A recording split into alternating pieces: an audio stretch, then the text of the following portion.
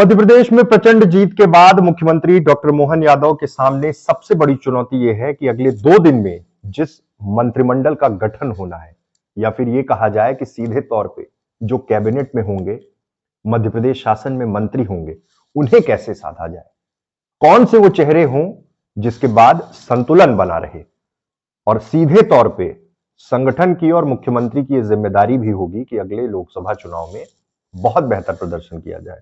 क्योंकि कहीं ना कहीं मुख्यमंत्री रहते हुए शिवराज सिंह चौहान इस नारे पर जोर देते रहे हैं कि इस बार 29 की 29 लोकसभा सीट बीजेपी अपने कब्जे में करेगी। यानी एक सीट जिससे सांसद नकुल नाथ हैं, कमलनाथ के बेटे छिंदवाड़ा, उसे भी अपने पक्ष में करेगी। और अब दिल्ली में जो बैठकें चल रही हैं, दिल्ली में जो बैठकें हो रही हैं, उनमें स्पष्ट रूप से ये संकेत मिल रहे हैं कि इस बार तमाम नए चेहरों को जगह देनी है। 3 तरह के फॉर्मूले की बात हो रही है। पहला फॉर्मूला जिसमें हर संसदीय सीट पर एक मंत्री की तैनाती, यानी कि 29 लोकसभा सीटें मध्य प्रदेश में हैं और हर संसदीय क्षेत्र में एक विधायक को मंत्री बनाना। इसके साथ अगर देखा जाए तो सीधे तौर पे 29 मंत्री इसी फॉर्मूले में बनाए जा सकते हैं। दूसरी ओर यह भी चर्चा है कि 3 बार से ज्यादा जो लोग मंत्री रहे हैं या 3 बार मंत्री रह चुके हैं, उन्हें आराम दिया जाए। यानी कि नई लीडरशिप को खड़े करने का जो फॉर्मूला भाजपा ने दिया है, जिसके तहत छत्तीसगढ़, मध्य प्रदेश और राजस्थान में बड़े परिवर्तन। राजस्थान में पहली बार विधायक चुनकर आए भजन लाल शर्मा को मुख्यमंत्री बनाया गया। छत्तीसगढ़ में केंद्र में राज्य मंत्री रहे, प्रदेश अध्यक्ष रहे विष्णुदेव साय को जिम्मेदारी दी गई, साथ में 2 मुख्यमंत्री दिए गए। उसी तरह से मध्य प्रदेश में संघ से आने वाले विद्यार्थी परिषद से शुरुआत हुई और उसके बाद विधायक बने उज्जैन से, और तीसरी बार कुल मिलाकर चुनकर आए और उन्हें मुख्यमंत्री बनाया गया डॉक्टर मोहन यादव को। अब जब इस फॉर्मूले पे बात हो रही है तो सबके जहन में यही मसला है कि आखिर कैलाश विजयवर्गीय और जो तमाम धुरंधर इस मैदान में हैं, यानी विधायक हैं, जिसमें सांसद राकेश सिंह हैं, पहले मध्य प्रदेश भाजपा के अध्यक्ष रह चुके हैं, प्रहलाद पटेल बड़ा नाम, वो विधायक हैं, कैलाश विजयवर्गीय विधायक बने हैं। इन लोगों को किस तरह से एडजस्ट किया जाएगा। और फिर से वही चुनौती, सागर रहली से रिकॉर्ड वोटों से और रिकॉर्ड टाइम जीतकर गोपाल भार्गव आए, प्रोटेम स्पीकर बनाया गया। उन्हें कैसे कैबिनेट में लेंगे, क्या पोर्टफोलियो होगा, या फिर नई जो खेप तैयार करनी है भाजपा को, नए कैबिनेट का गठन जिसमें नए चेहरों को लाना है, तो क्या इन सब लोगों को विराम दिया जाएगा। भूपेंद्र सिंह, गोविंद सिंह राजपूत, एक ही जिले में 3 मंत्री फिर कैसे संभव है, या फिर विराम देने की तैयारी है। इसी तरह से इंदौर को लेकर भी फैसला होना है, वहां भी कई दावेदार। अलग अलग जिलों में जिस तरह की परिस्थितियां हैं, उधर ज्योतिरादित्य सिंधिया के समर्थक, उनको एडजस्ट करना है। तो चुनौतियां मुख्यमंत्री के सामने, प्रदेश अध्यक्ष के सामने और बीजेपी शीर्ष नेतृत्व के सामने है।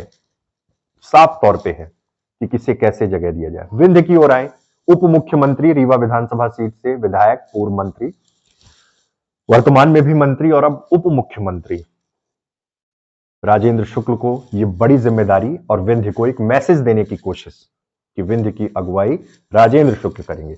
लेकिन यहां पर भी सवाल यही खड़ा हो रहा कि कई वरिष्ठ विधायक हैं, विधानसभा अध्यक्ष गिरीश गौतम रहे हैं।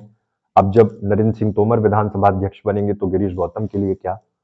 लेकिन यह माना जा रहा है कि जो उम्रदराज नेता हैं भाजपा के, उन्हें अब विराम दिया जाएगा, उन्हें रोका जाएगा, या फिर सीधे तौर पे कि वो विधायक रहेंगे और अगली बार उनकी सीटों पे भी परिवर्तन हो जाएगा। और अगर इस समीकरण की बात करें तो विंध्य में वो कौन से ऐसे नेता हैं जिन्हें अगली बार, जिनका टिकट बदल दिया जाएगा। हालांकि बीजेपी इस तरह के फॉर्मूले की बात पहले भी कर रही थी, लेकिन ऐसा कुछ हो नहीं पाया। नागौद से नागेंद्र सिंह, गुड़ से नागेंद्र सिंह, गिरीश गौतम, इस तरह के तमाम नाम हैं जिनके नामों की चर्चा है कि अब शायद कैबिनेट में इन्हें जगह नहीं मिलेगी। लेकिन यूथ या फिर युवा जो चेहरे हैं, उनको लेकर जबरदस्त लॉबिंग है। लेकिन साथ ही यह भी देखा जा रहा है कि जो जिलों के हिसाब से समीकरण बनाना है, उस खांचे में कौन फिट बैठता है। सीधी से सांसद रीति पाठक का नाम पहले आ रहा था, पहले तो मीडिया में तमाम खबरें उप मुख्यमंत्री बनाने तक की चल गई।